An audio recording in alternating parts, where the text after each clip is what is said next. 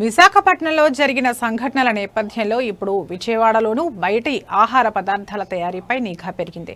Legal metrology మరియు food safety డిపార్ట్మెంట్లు సంయుక్తంగా విజయవాడ నగరం అంతటా ఆకస్మిక తనిఖీలు నిర్వహించాయి. ఈ తనిఖీల్లో హోటళ్లు, రెస్టారెంట్లు, బేకరీలు, స్వీట్ షాపులలోని అపరిశుభ్రమైన పరిస్థితులు వెలుగులోకి వచ్చాయి. తనిఖీ బృందాలు హోటళ్ల కిచెన్లలోకి వెళ్లగానే అవి భయానకంగా చెత్త కుప్పలను తలపించేలా ఉన్నాయని గుర్తించారు.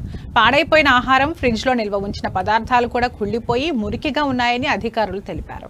బ్రెడ్, సలాడ్, మాంసాహార పదార్థాలు కంపు కొడుతున్నట్లు గుర్తించారు. కొన్ని హోటళ్లు కనీస అనుమతులు లేకుండానే నడుస్తున్నట్లు అధికారులు గుర్తించారు.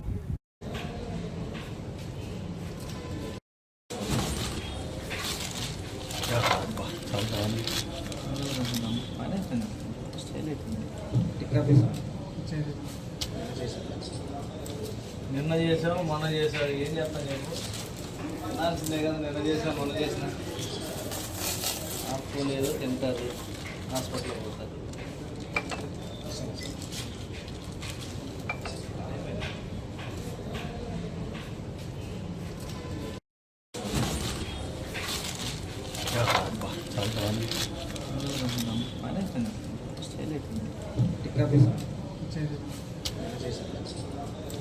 నిన్న చేసాము, మొన్న చేసావు, ఏం చేస్తాను చెప్పు.